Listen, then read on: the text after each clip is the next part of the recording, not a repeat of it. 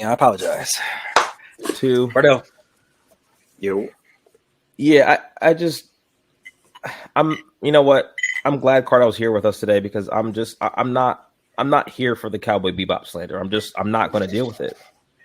Well, you're going to deal with it It's today. ridiculous. You're going to deal with it today. We're not. No, we're not. We're not going to deal with it at all. Actually, It's an overhyped anime. Avatar is better than that. Oh my god, Yes, we're not going to do this. Avatar is better than Cowboy Bebop. We're not going to do this. We're not going to do this. You know Hey, what? it's Today next thing you can be telling me Digimon's better than Death Note.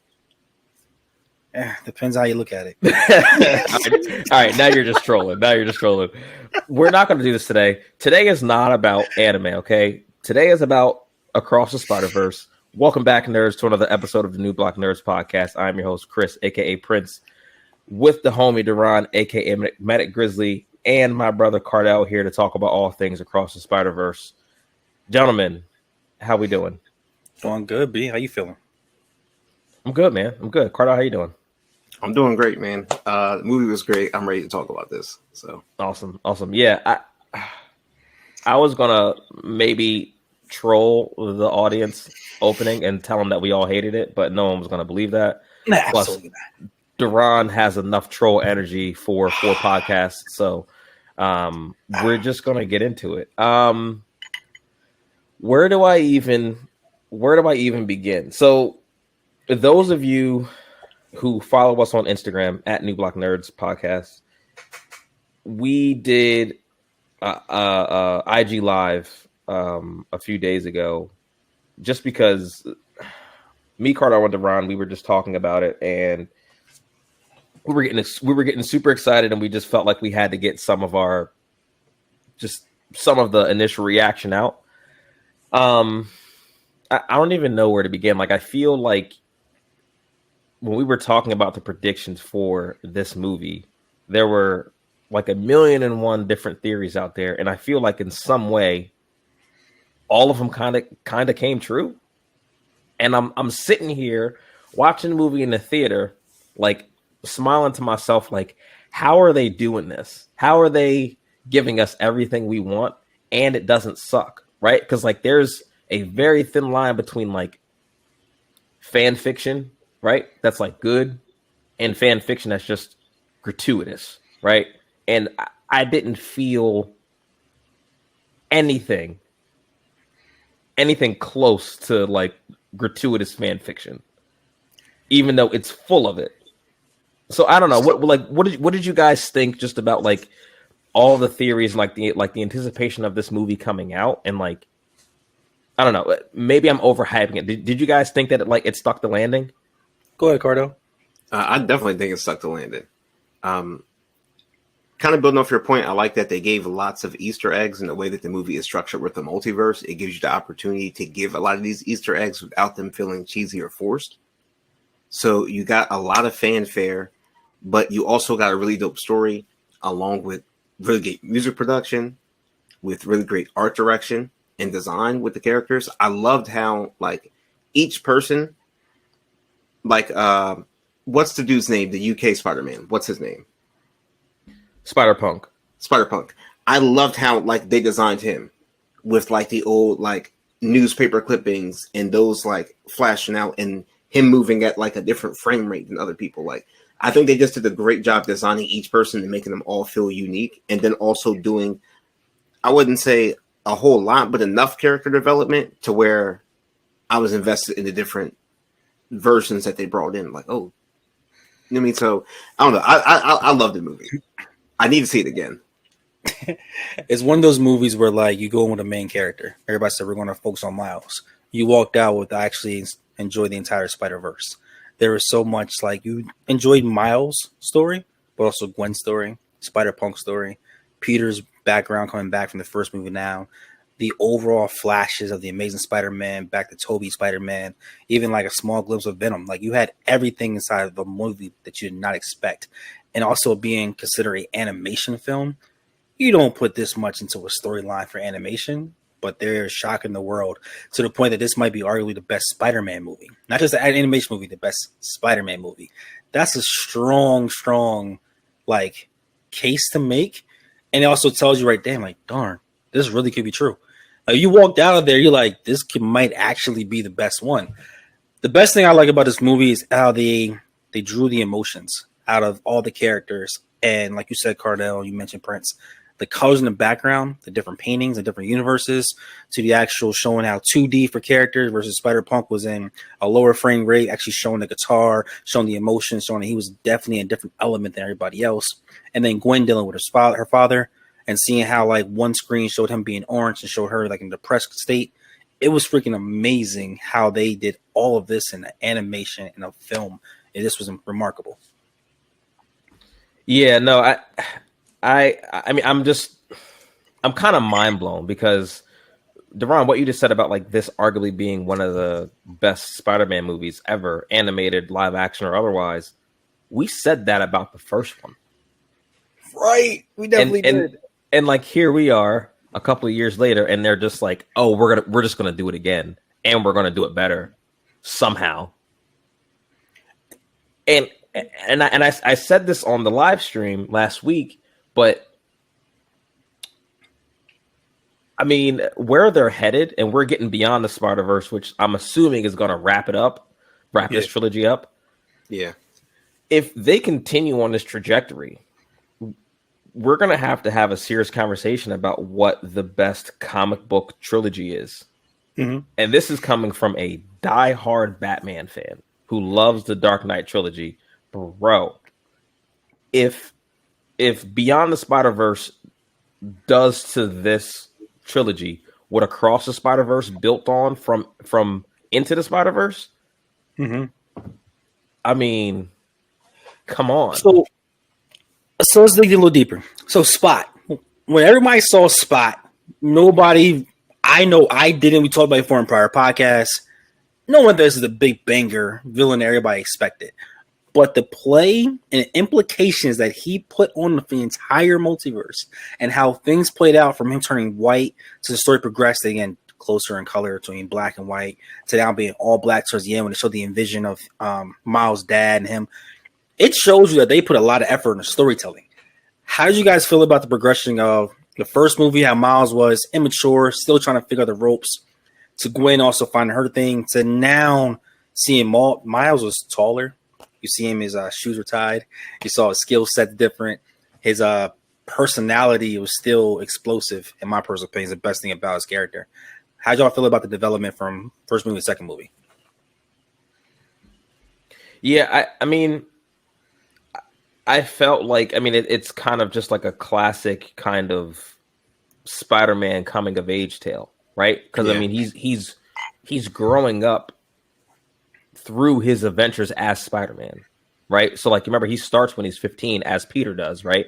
Mm-hmm. And you know, I feel like the same way they kind of almost took 3 movies to give us Tom Holland's version of an authentic Spider-Man. Like, yeah, he was with the Avengers and everything like that, but the way that they wrapped up No Way Home, putting him back in that like classic Peter Parker like aesthetic where he's broke as shit, nobody knows him, nobody cares about him, right?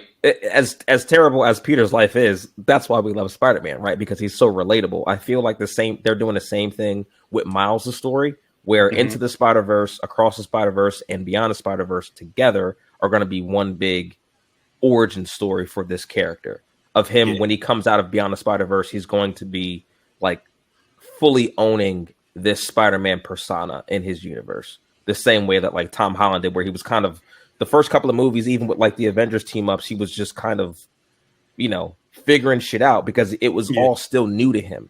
And you even see it like at the end of this movie when he's tied up by his doppelganger, Prowler Miles, which we'll get to him in a second.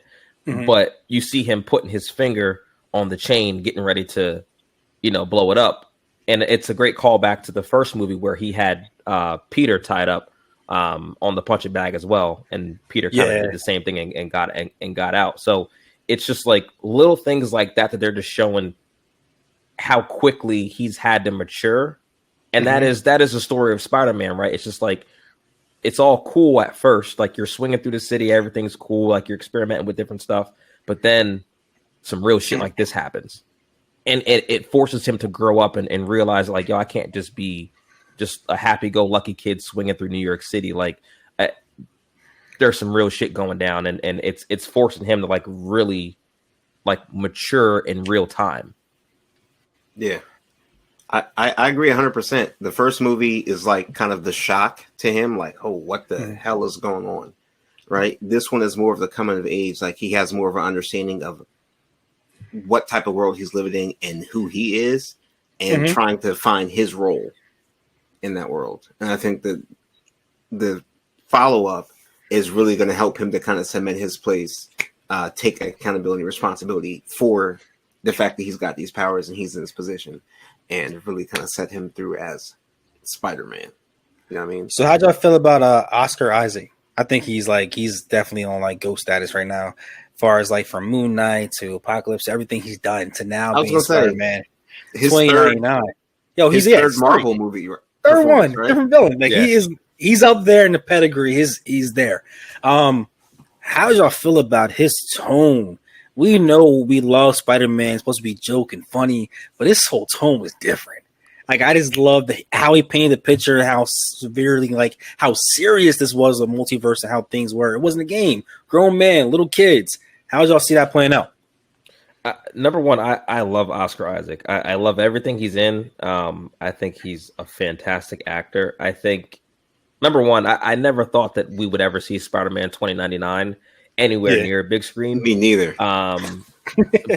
But you know, we live in a wonderful time where they just give us all the things that we want and love. So I knew very early on. I mean, you kind of get it from the trailer, right? Like he was going to be an antagonist. Even again, Carter, like you were saying about just how they drew the different characters. He looks like a villain, dude. He just looks like a villain. Like he's super hardcore. Mm-hmm. Like he speaks in this like super like emo kind of cadence, and like he's even when they're taking a blade shot for his vampirism. Yeah, like it. I mean, and even some of his abilities, which like we know, some of us know, like in the comics, like he has that ability to actually like bite people like a spider and like paralyze them. When he was getting ready to do that to Vulture, I'm like, wait a second. If I'm a kid, I'm like, good guys don't do shit like that. That looks creepy as hell, right? So like, and I'm sure we'll get into this. I don't want to get too far ahead, but seeing what he called canon events, right? And of course, that's obviously a node to Nexus events that we know from the Loki series, right? Mm-hmm. Seeing that kind of origin story of him for why he's put together this kind of Spider-Verse police force, if you will, or Spider-Verse TVA of sorts. Yeah. It's you sympathize with him, right? Mm-hmm. You understand where he's coming from. And it's also, that's kind of like his version of with great power comes great responsibility thing, where he felt as though he was being selfish, trying to just, you know, save his family, and ended up corrupting the entire universe wherever that dimension was. And like, to see that be called into question towards the end of the movie, it completely throws everything we think we know about the multiverse. Mm-hmm. It throws everything into question, right? And I think that was done on purpose. We've talked a lot about. Sorry, I'm going on a little bit of tangent here, but like, good. We've talked a lot about in Marvel Phase 4 about the multiverse saga and how everything seems disjointed, and we were kind of unsure about where Marvel was going with stuff. And I think this is all by design, right? Just the simple fact that like even Doctor Strange in the Multiverse of Madness, when they were asking how much do you know about the multiverse, there was like very little. We don't know anything. So like the reason why we as fans feel disjointed and like what the hell's going on is because that's all the characters are also feeling the same exact way. None of them has this figured out. The only person who has it figured out is Kang, apparently, right? Seemingly, right? So like going back to my original point, like seeing that get turned on its head, where when Gwen goes back to her universe and her dad quits the police force, making him no longer the captain, which means that he doesn't die, but the universe didn't collapse in on itself. She's like, huh, So you're telling me things can change in universes, and you double that up with Miles, our Miles that we know that we've been following. He's kind of an anti-Nexus event in and of himself because the spider that bit him wasn't even from his universe. Mm-hmm. So it's like, okay, well, one of these has to be true. Either Earth 42, Prowler Miles, because that Nexus event, quote unquote, didn't happen, so his universe should fall in on itself, or Miles's should, but neither has. So it's either that explanation is wrong, or Miles was always meant to be Spider-Man, which totally contradicts what Miguel O'Hara was saying to Miles in the first place, right? Yep. So, and I think we're going to get more explanations about how the multiverse works, but there does seem to be some chinks in that kind of, oh, you can't deviate from the timeline kind of thing because catastrophes will happen. Well, we're starting to see that's not necessarily true. It's like Oscar Island's character in Spider-Man 2099 was like, it all started with referring to Tom Holland and Doctor Strange. Like, it all went back to saying, like, I have never seen a movie that go from live action animation within the same movie. Like, it's referencing everything. So this makes sure, like, yo, you started messing things over here, so mess my world over here. And everyone doesn't really know what really started it. They just assume that what they did that was not supposed to happen is the chain of events and domino effect. Cardell, how did you feel about just overall, like, when you seen all the Spider-Mans, you walked in there and you seen the different variations, you saw, like, just the meme is always you, and everybody's pointing at each other. Like, tell me the vibe, like, when you seen that as a fan growing up, like, seeing that on the screen. Like, seeing a lot of them come to life was like the kid in me was like going stupid in the theater, right? So, and we got so many, and again with the Easter eggs, but we got so many different variations and like lesser known variations of Spider-Man that people are probably not familiar with. Like the fact we got Ben Reilly, right? Scarlet Spider. Like, his emotional ass. That was hilarious, right? We saw multiple times, we saw variations of the Spider-Man PlayStation game costume in there. So it's like you got to see so many little ones. Then, of course, you get the nutty ones. Peter parked car. I saw that one too. Yeah, I love Lego, so the Lego Spider-Man was, you know what I mean? That was a nice touch. And then all of them kind of staying true to their niche or whatever type of universe that they were in just made like the whole multiverse coming together like seem more like fluid. Got you. And like, it's also, how did you like, Prince, you feel when like Gwen says a small crew, now everybody's gonna be invested into it. You can't, it's like a small fraction, right? And then when Miles sees like, yeah, small club, I see. You lied to me, that's first lie. And then we see Peter there, his daughter has it, things like, things are not adding up right. So when you saw everything happen, and was your instincts like, yo, they lied to my boy Miles?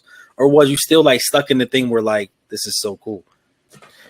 I mean, a little bit of both. I felt like, you know, when he's kind of like going through it all and like you're seeing all these people pop up, like you said, like it's just like, all right, something's up.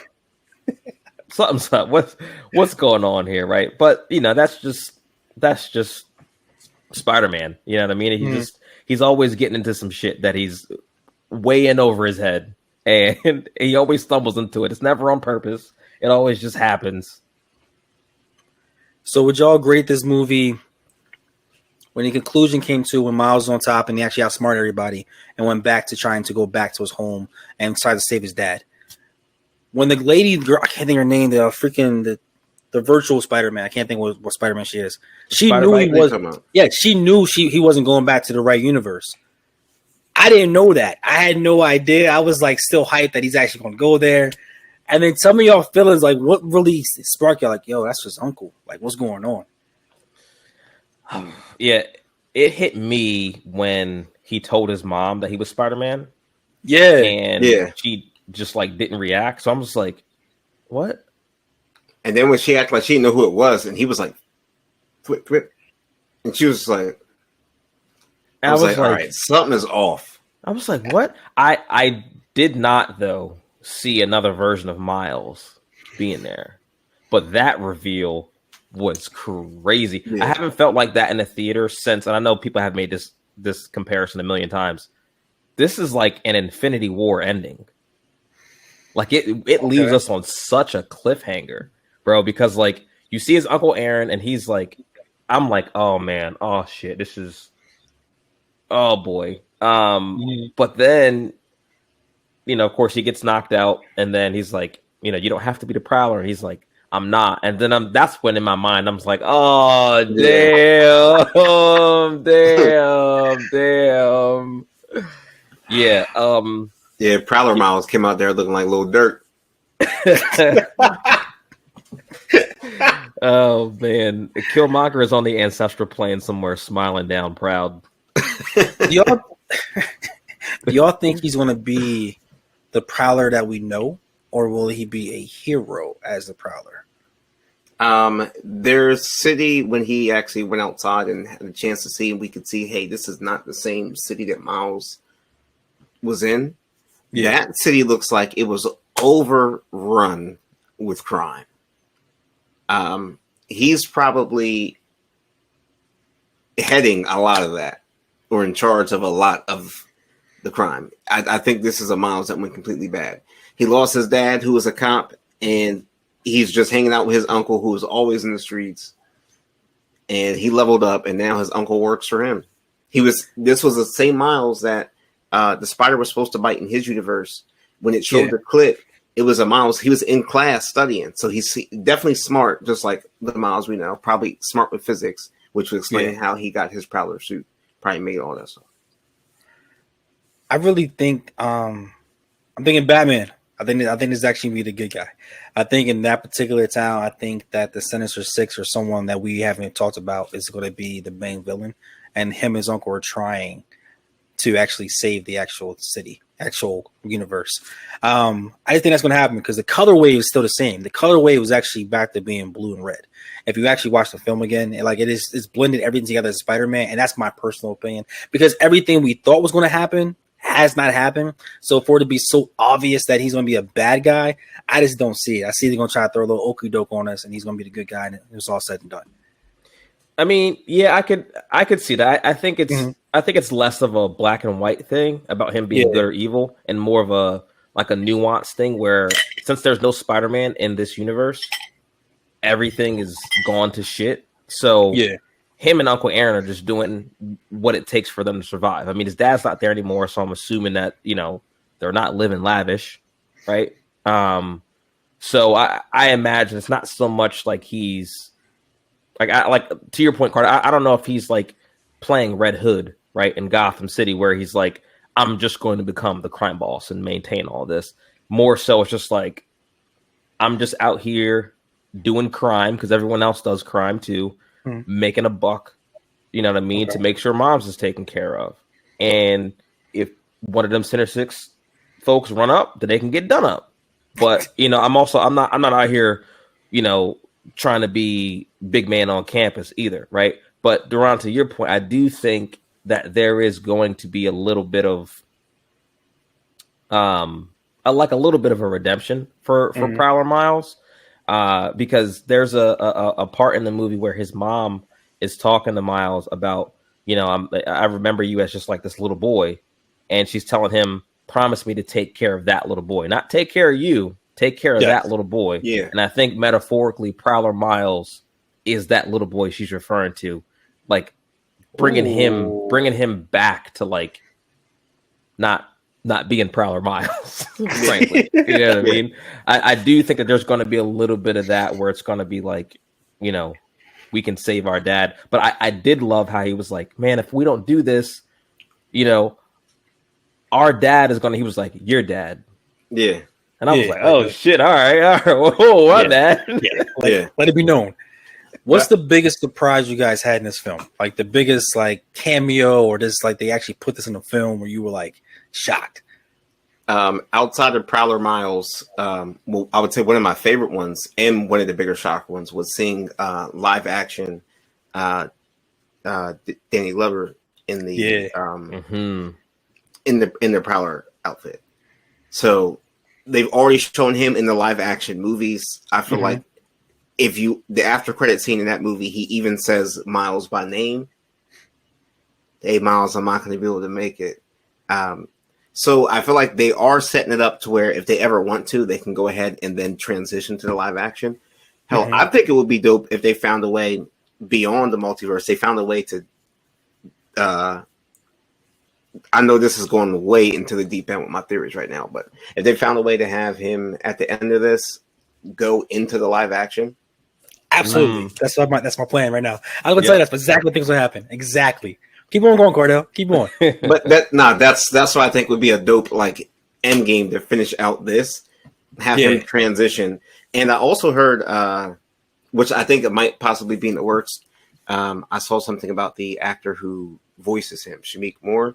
Who said he's trying to lose weight so that he could play alive Miles. He's trying to get skinnier.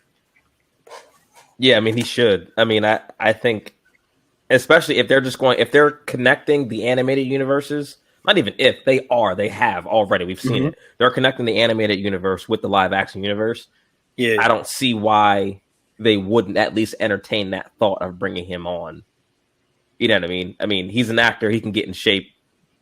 They get paid to get in shape all the time. Like, it happens. Like, Wu-Tang's over, so we can do it. I mean, Wu-Tang's over. You go out doing this thing.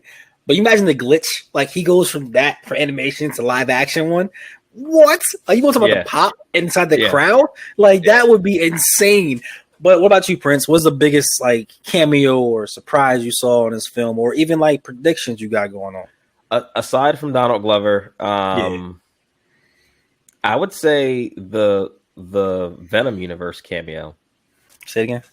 Even though I felt like say it one more time. Oh, sorry. Shut up, Duran. So yeah, this is why I didn't want to answer this question, because I didn't want to get you all hyped and all in your feelings.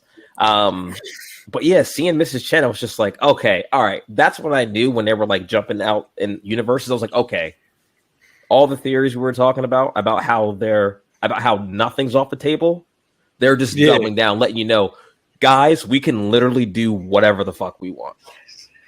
We can literally do whatever we want. Do you want Amazing Spider-Man with Andrew Garfield? We got him in here. You want Toby? We got him. You want Venom? We got him too. Yes. Any cartoon version? You want the PlayStation Spider-Man? We got him too. Like, zero stones left unturned. So what you got for predictions? Like, what do you think is going to be the next, like, big banger for the next film? Because, like, Cardell mentioned live action, Miles, which I think is going to be tremendous, insane. What you got? I know where you're going with this. I'm not going nowhere, sir. Or give Tom a cameo. Oh yeah, I think they've given us every single Spider-Man cameo except for the current main Spider-Man. Like, if Tom Holland is not in Beyond the Spider-Verse in some way, shape, or form, I will eat my socks. It's okay. It's terrible. He has to be in it, bro. He has to be in it. Yeah. Somehow, some way, he has to be in it. I think Tom Holland's going to end up in the very end, and it's going to be what Cardell said. Miles is going to glitch out, and he's going to end up next to Tom Holland. And it's going to show Tom Holland being who he is, so it doesn't, like, I'm not going to say water down him being an animation character. It's going to keep him who he is, and then they move on in the future with that. But because they've already said that they're making a live-action Miles movie now. Oh, it's definitely going to happen. It's happening. Like Civil War 2. Like, there's other comic series that we haven't even got to, where Miles is so important. You got to have him in there. You can have Young Avengers. Also true, yeah. He's going to take over wherever he goes. Like, people like that really don't understand the love for Spider-Man, they will see it when you have multiple live action Spider-Mans, and people still will go. Doesn't matter. Like, there is no watered down of Spider-Man because they all have their own story. I mean, look at the last two movies. They said an animated Spider-Man movie wouldn't work, and now they've put out arguably the greatest two Spider-Man movies that's ever been put to screen. Wow! You know, it wasn't even Peter Parker Spider-Man. It was Miles Morales Spider-Man. Like, all the naysayers about this franchise and about this character, where are you? Well, we're gonna be real. Peter Parker is, if we're gonna address the elephant in the room, is a little swaggerless, man. Peter Parker ain't wearing no Jordans. I mean, Peter's always been swaggerless, but that's part of his appeal, though. It shows He's a him people's champ. in the role He's he's a in. people's champ. Yeah. His daughter now and shows a role. It just, but as far as like prediction for me and what got me was they showed Amazing Spider-Man 3 is going to happen. It's going to happen. You can't keep teasing me Andrew Garfield in the live action Spider-Man. Then you also have him in the flashbacks here. You're going to have to show something and put this out there. And I do think Venom's going to pop up in that. I think Tom Hardy, Andrew Garfield is going to be in, if it's Venom 3 or Amazing Spider-Man 3, whatever you want to call it, that is going to be a cross connection live action. I think that's going to happen. Kind of going down a rabbit hole here, but if they were to do an Amazing Spider-Man 3, how do you want it done? Because Andrew hinted about how he's stopped holding back. You think we get maybe a little bit more than PG-13 action in that? That's why, yes, and that's why I think Venom being perfect. Venom, you bring Carnage, you got Toxin. There's so many other Spider-Man, like not just Spider-Man, other characters they could bring in for that. You also, like, I'm not going to say, yo, you can just do a Carnage, bro. You actually can still, Carnage is still technically out there. You have Toxin out there too. So you can bring them in as far as the actual Sony universe and blend it in and this Disney, hey, come on my wing a little bit and make this thing work. I just want to see Andrew Garfield, Tom Hardy on the same screen. That's what I want to see. You know something? I do think of all the Spider-Man that we have available, yes, Andrew Garfield's Spider-Man, it makes the most sense. Absolutely. For him to have the Venom symbiote, especially Cardell, to your point, what he said in No Way Home about him, he stopped holding back. And remember, Peter, well, let me not say Peter. Tom Holland's Spider-Man, that universe is 5 years ahead of where we are because of the blip. Yep. Right? They're 5 years ahead, right? So there is enough time for the Amazing Spider-Man, Andrew Garfield, to get the Venom symbiote, go through that whole ordeal, and then still come out on the other end 5 years later and meet Tom Holland's Spider-Man. And the reason why I say that he's the perfect fit is, like you said, he got rageful. This is a Peter who lost Uncle Ben, Captain Stacy, and Gwen Stacy. If there's any of those Peters that we have available who hits fuck it mode, it's him. Mm-hmm. Do y'all think time matters? Not to mention Peter's never had his parents. Right. So that's a good point, Prince. Good point, Cardell. But does time matter anymore with the blimp? Like when everything is happening as far as like people just popping in here, popping in there, because you're bringing back Spider-Man, like even like they had a cameo of the original Spider-Man cartoon in this. Like, does time matter? Like, could you just literally pop out right now and everybody's on the same timeline? I don't think it matters anymore because of the multiverse, because of all the going in and out of multiverses, right? Like, because who's to say that let's say all of us are in a different multiverse, right? In my multiverse, it's June 8th at 8:04. If I jump into your universe, who's to say that it's on the same day at the same time? So my thing about that with Andrew Garfield, are they all linear? Are they all just running parallel to one another as far as like time goes? Who knows? I don't know. I'd say no, because if you look at like the Vulture that they had in the beginning of this movie, yes, right, he's like Leonardo da Vinci times, right, which would be way before the current era that we're dealing with now, right. So hear me out, y'all. This might sound crazy when I say this.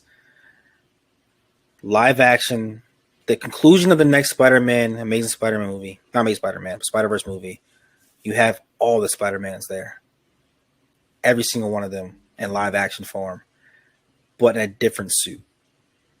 You have Tom Holland where he is now. You have Miles. You have Andrew. He can be in the Venom symbiote, whatever it may be. Or he can be the actual main villain swimming in the background doing, like you said, terrorizing everything. But how, like, that would be freaking incredible to have all of them live action with different suits. At the conclusion of this actual trilogy, it tops everything, bro. I'm sorry right now. I don't care what the rest of the story is. It will top every trilogy there is. But and that's my thing, right? Like, again, remember, Sony and Marvel, remember, they're not together. Even though they're in collaboration with a lot of this stuff, they still own the rights to Spider-Man. That's why they're still making Venom movies. They're still making Craven movies. They attempted to make a Morbius movie and failed miserably. But like, watch them off. I'm just saying, just It gotta was go bad. out there. But I say all that to say they still have the option of saying, hey, we can still use Andrew Garfield and just make a Spider-Man in a completely different universe, and we don't have to explain anything because Disney over here is doing an MCU that has a multiverse. Sony just did an animated multiverse that's going into live action multiverse. So we've got Tom Holland, Andrew Garfield, Miles Morales in development. We've already had Toby, which is now canon to this Spider-Verse. Yes. So we can, again, they're sending the message out there, guys, we can do whatever the hell we want, and it all makes sense because we can just make it make sense now. But again, not in a cheesy way, just like, oh, this person keeps coming back from the dead kind of thing. It's just like, no. There's like clear explanations of what this multiverse is, how it works, and like why we have all these different versions of people. Yeah. Oh, it's well played. Well played. We've got infinite possibilities, which I think part of what I'm going a little broader here, but I also think part of why Marvel decided to open up the multiverse is if they fucked up on these next couple of phases and they decide, we need to throw a Hail Mary, we can go ahead and bring Tony back from another universe and just. That's a great point. Yeah. That's a freaking great point. But it started to make me feel like the only person that gave up on that was stupid in this whole thing was the fans. We just jumped the gun and thought that they fell off the cliff. Yeah. Shout out to Nigel, but Nigel saying, oh, they fell off. He says all the time, they fall off. But if you actually look at the breadcrumb that they have led, it's all been a slow roast. Like, just picture this right here. Like, picture having Moon Knight and then a live action 2099 Oscar Isaac Spider-Man. Like, just imagine this entire universe. I'm just saying, this is the universe of the MCU and what they are doing. It's so many great actors playing these characters. It's not just a random person. It's animation. Oh, well. No, they made sure they got legit actors to play these parts so they can go both realms. Yeah. So what y'all rating this movie? If they want to, I think the only person who's going to make it to a live action from the Spider-Verse stuff is going to be Miles. And I only say that because we already have two people that are big characters that are already playing other MCU characters. Oscar Isaac is already playing Moon Knight, and Haley Steinfeld is already playing Kate Bishop. Right? So, like, if you... To your point, Cardell, I do think that's one of my favorite theories about how this all ends, is that he glitches out and goes to, like, live action.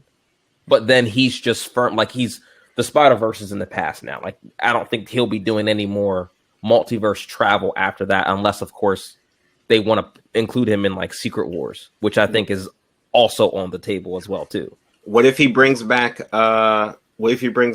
Prowler Miles and leaves him with his mom, and then he goes to live action, so we can still get another Miles Spider-Verse, and we can still get live action.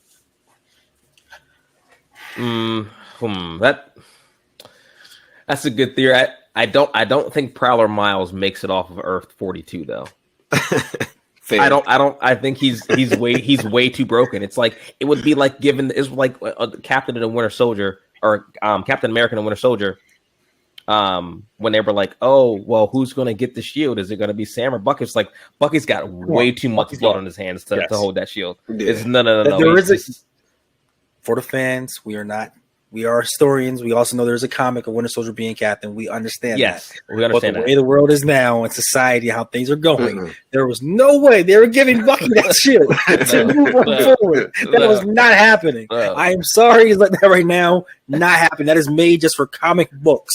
It's not going to happen in the real world right now. I don't care how long he was brainwashed. The man was an assassin for the Kremlin for like 70 years, bro. MCU's not stupid. They like making money, but they're not stupid. They're not going to do that. They're not going to do that. So why don't you just make Frank Castle U.S. agent if you're going to do that shit? You know what I mean? Like that's what we're arguing here. That's what we need to see again. That's what I need to see again. I need to see Frank Castle. I need to see Frank Castle rated R. Well, bro, I don't want to get too off topic, but Cardell, we are getting more Punisher, so it just Yes. So wrap us up pretty soon. What would you say your favorite animation film was prior to this one, because I feel like this one is taking over. So, and what would your score be of this? Of 5, what are you giving this? Oh yeah, yeah. Carter, look at your brother. Look at him. Look at him steaming. He want to say Red Hood so bad. He want to say something. He wants to say Red Hood so bad. He can't. He can't say it. He can't. Say it for people. So much. Why did you spoil that for the fans, man? They wanted to hear my thoughts. They know you. If they watch any of our pod, they know if anybody's a Batman believer, it is you. Which one's better? Well, aside from Under the Red Hood, thanks to Ron, Justice League Apocalypse War says hello. Also, that's a huge one. Fans, if you guys have not seen Justice League Apocalypse War, do yourself a favor. Go watch it. It's on Max. You can watch it. It's, without giving anything away, it was the route. It's the closest thing we're ever going to get to Snyderverse. If you guys wanted to see Snyderverse, go watch that. You'll understand what Zack Snyder was building up towards. I think that, honestly, it's kind of fucking brilliant, but it's neither here nor there. We're done. I mean, this has to be among the top. This is easily top 3. It's easily top 3. You're not doing that today. We doing which one's number 1? Well, I don't know. I've only seen it once, man. I've only seen it once. But I mean, but as far as execution, this one's second to none, man. As far as just like Carter was saying, the soundtrack, how they did the animation, how like little things, how they're changing the colors with the mood, the storytelling. I mean, taking all these characters from all these different universes, weaving them in a way that didn't feel like you didn't feel overwhelmed. Like I felt more overwhelmed watching Amazing Spider-Man 2 with all the villains they had because it just felt like a clusterfuck. But this one had tenfold as many characters, and none of them felt like they were still in screen time from one another. None of them felt like they were stepping on each other's toes. Like it all just fit together so perfectly. Like quick question: puzzle. Did it feel like almost a 2.5-hour movie, yo? No. Not to me. Flew by. It kind of did. It kind of, but that's just me. I got a bad back. Yeah, you're washed. But, I enjoyed the movie. Like for me, I didn't look at my watch. I wasn't really concerned with the time. I was like just invested in enjoying the film, and I didn't even really realize how much time had passed when I got done the movie. So. Answer the question, bro. This is the best anime for you. What's the ranking? Best anime? Well, not anime, animation. Animation movie? First comic books, yes. So it's first comic books. All right. So that takes out Akira. All right. It's better than Akira. Go ahead. Honestly, there's going to be... all right. There's going to be... Theron's an asshole, man. He is. There's going to be... There's going to be discussion with Apocalypse War. That's going to be up there for me. I'm never going to get enough of Batman fucking Superman up the way he did. Okay. So that's a fact. I forgot about that one. Yeah, forgot about that. The Killing Joke is on there. I don't know. Batman has a lot of good animated movies. I don't want to hear your list. I want to hear the answer. Honestly, I don't know. I can't put it number 1 off of one watch. Okay. Like of all my animated movies all time. But I would say, because my Batman ones change so often, right now I'll probably go with what was that, Batman vs Superman? Or he did, no, that was Batman Returns. Dark Knight Returns. Mm-hmm. Okay. Yeah, Dark Knight Returns Part 2. At the moment, but that could change the next time I watch Hush or something. So, if for nothing else, just the speech that Batman gives Superman as he's beating the ever-loving dog shit out of him. So, what are you ranking this movie? Between 0 and 5? I'll give you out of 10.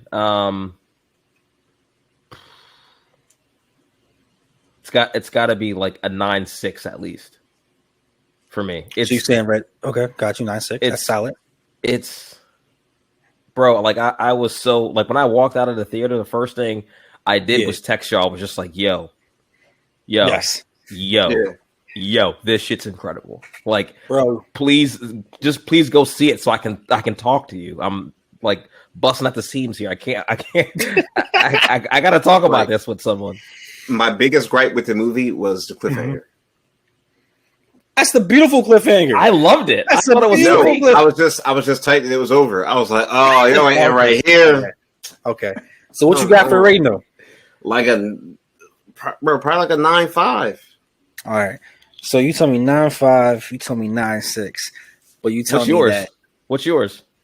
This is probably closest thing to a 10. So I'm saying 9.8. This is closest thing to a 10 for me. I love Hush. Y'all know I love Hush. Yeah, I will argue Hush is like flip a coin between those two. I got you, but I may have to pick this one over Hush. As far as the completion and the potential, which you also potential should not really matter if it's actually focused on just one film. But this is like one of the few times where I'm like, I can actually watch a trilogy in animation. Like that's unheard of. And really, when you think about it, normally it's like one-offs. So, but to go back to what y'all just said, so you're telling me Under Red Hood is higher than 9.6? I didn't say that. But which one are you? Which are you saying that? Which one are you saying is above 9.6 for DC? I don't know. I don't know. I'll put Apocalypse War up there. Apocalypse War is up there. I mean, it's Apocalypse War. It is up there. It's Fans, up there. please go watch Apocalypse War and then go rewatch Spider-Verse and tell me which one's better. That's what we should do. We do a poll for. I mean, they're better. What between Apocalypse War and because they gotta watch it. They gotta appreciate that film too. First off, those are two completely different movies about literally opposing camps. So what? Just watch the film. Be objective about it. You actually enjoy it or you don't enjoy it. That's what we do about this whole thing. Yeah. You can't just say, "Oh, it's category A, category B." It's animation and comics. Enjoy it. Well, not everyone likes the same type of animation. Like if I tell you, like you might enjoy Hello Kitty, but I'm not gonna enjoy it if I go watch it. You know what I'm saying? Why do you do that? not you in particular, but just Hey man, I never know, man, when you're in around talking to each other. You know what I mean? Woo, listen. Oh man, this is y'all some wild stuff. So right now. I love let me ask y'all one more quick question before we get out of here. Was good.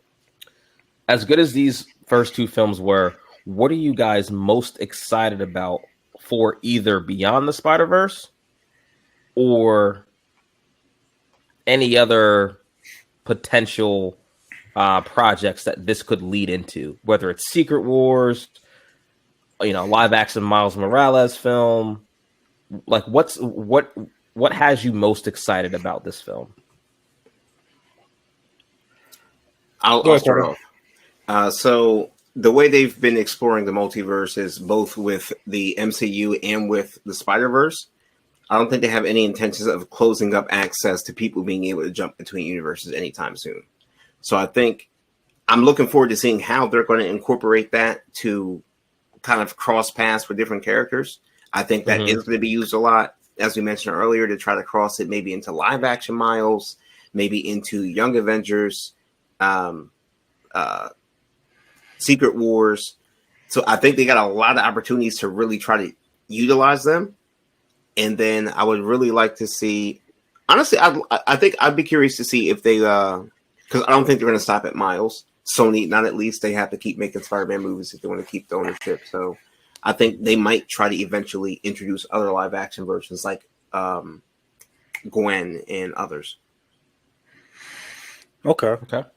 Now, I'm not trying to go too long with it. This is just going to be one answer. We're not going to talk for half an hour when I say this, okay? I am actually looking forward to X-Men 97 because of the next film. Because of you look at how they are doing this. And we are talking potentially them jumping from an animation to live action. They announced X-Men 97 coming back out. They did that on purpose. This is the MCU. Yo, I'm gonna stop you real quick. I'm gonna stop you real quick because you are really talking that talk right now, bro. I'm just saying. Think about how they do things, bro. Think about how they do things, bro. Like if they gonna do it like this, as far as the animation, we're saying potentially popping out to be live action. It's showing flashbacks and movies of live action movies. Then you told me Deadpool and Wolverine's coming out. You're bringing back Hugh Jackman for a reason. You bring up X-Men 97. That means you still have X-Men First Class. You still have all these other characters we can use. And then you tell me the entire library is open. and then we can potentially move into actual live action of X-Men. That's what I'm looking forward to, bro. Yeah, you know what?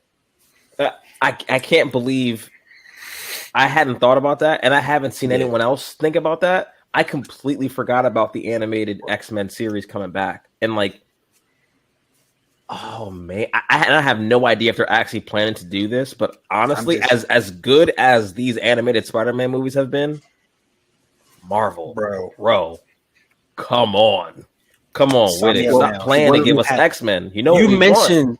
You mentioned Miles ending. You mentioned that. I get it. You end with Miles being live action with Tom Hardy, and you want. I said Tom Hardy. Yeah, I'm bringing back Venom. But if you want to move on to another similar movie trilogy, you start with X-Men '97. You can do whatever you want, but you have endless possibilities, and it can go on and do whatever, and it's going to work because we all see how it works now with Spider-Man. So you know it's going to work with X-Men. That might be my favorite theory out there right now. Oh, thank you. I don't like giving you credit a lot, but it's all good. I appreciate I'll be fair today. That's a good take. You really came to pod today, bro. I'm telling you, man. I've been doing this all day. I gotta give you kudos for that because I'm starting to think, and there's so many like, also just like Spider-Man X-Men mashups over the years. Mm-hmm. Spider-Man Wolverine, hell, Spider-Man fighting Juggernaut. It's hilarious. Just think of the state of New York City. Just think about this. We can go deeper in this. Don't want to go pod for 2 hours, but think about this. Okay, we can talk about the potential next. The state of New York City. You have Daredevil coming back. Okay, Hell's Kitchen itself. You have X-Men. You have Spider-Man. We have all these things happening. On top of that, we sprinkle a little Fantastic Four. We don't know what's going to happen. These are all things happening now. And they changed New World Order for Falcon now to Brave New World. Now, New World Order, it's all right. I'm gonna throw another bomb on y'all right now. Okay, so we know Captain America 4, like you said, is Brave New World. It's ushering in the whole Marvel Comics iteration of the Dark Reign, right? Where Thunderbolt Ross is president. We're going to have the Thunderbolts movie, right? Of course, they're kind of like the Dark Avengers. Secret Invasion is coming out this month. If anyone knows about the comics, okay, how I'm going to paraphrase here a little bit. The ending of the Secret Invasion comic book run ends with the Leader Scroll or Super Scroll, if you will, being defeated. Who takes credit and who gets the credit for killing the Super Scroll? Tell the fans, bro. Tell the fans. A one Norman Osborn. I'm just saying it all makes sense. I'm not saying that he's going to be in Secret Invasion, but I'm saying where they're going with the state of the MCU right now. Everything's in disarray. There's multiverse. There's no order. So you have people like Thunderbolt Ross, the new CIA director, Val, all these nefarious people, the Skrulls, you throw them into it. They're all trying to seize power, right? What better way if we're going to continue expanding on, the Spider-Verse, X-Men, Fantastic Four? I mean, again, none of this stuff that we're talking about is off limits. I mean, they have completely opened Pandora's box with this whole multiverse thing. You mentioned, I got one thing. You mentioning Norman Osborn makes me just think back and see if I can try to figure out who bought Avengers Tower. They did say someone bought it, but we have yet to hear who, as far as I know. It's either. I mean, it has to be either Oscorp or the Baxter Building. There are no other options. Think about that. And we're talking about a multiverse. Why can't it both happen? See the run stop, man. Okay, now can it both happen? That can both happen. One of my favorite comic books of all time is Civil War II. Civil War II, people don't realize how great a book that was. That's why the Marvels are so important. And you mentioned how Iron Man being glitched back. That's going to have to happen. It's going to have to happen. And Miles Morales plays such a big part in Civil War II. That's That is their bread and butter when it's all said and done. Like, if you have not seen the comic when Miles has a shield raised up, mention the scrolls and everybody else, and everybody's like, yo, what the hell is going on? Civil War 2. When things get crazy.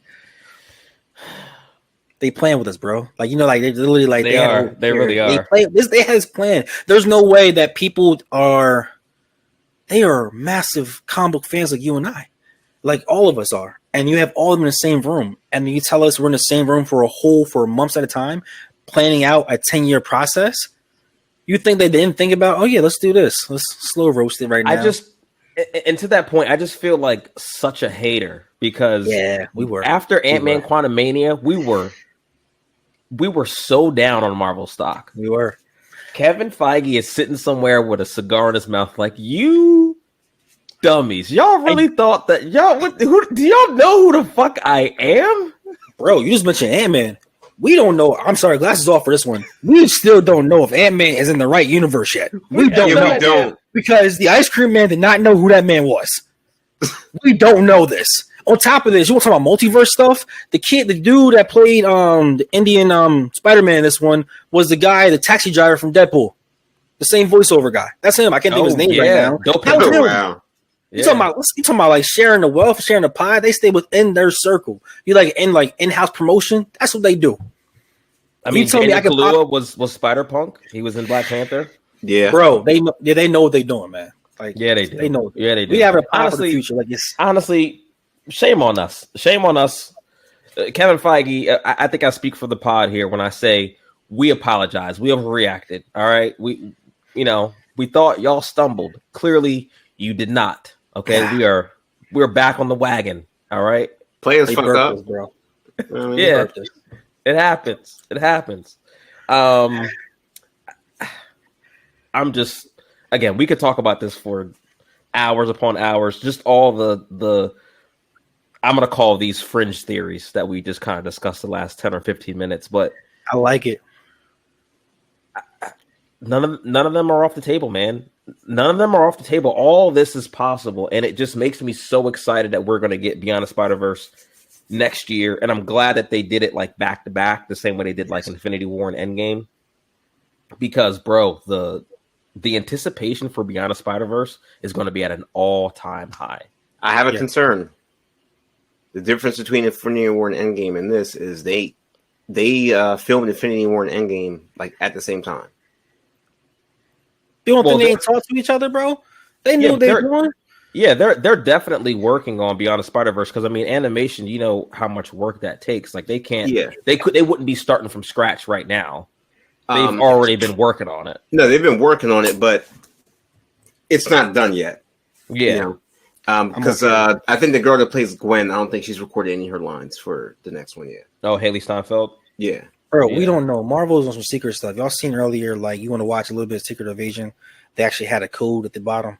Like they're doing some stuff that we never seen from marketing wise. We will never know the real truth. I don't even want the early couple of minutes of Secret Invasion. I need the whole thing. I'm just saying, marketing wise, think about that. That's what Marvel's doing.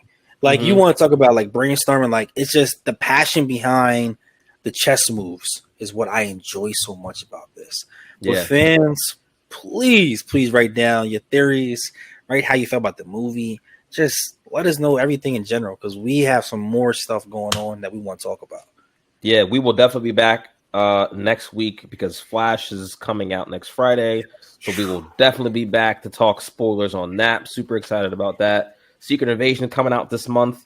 I know Duran and I will definitely be back to talk Thrones with you guys as well too. So don't forget to like, subscribe so you guys don't miss anything. Again, we're on Instagram at New Block Nerds Podcast. I've been Prince. Duran, it's a pleasure as always. Cardell, thank you for joining us. And we will see you guys next time. Thank you, Ugly. Peace and love.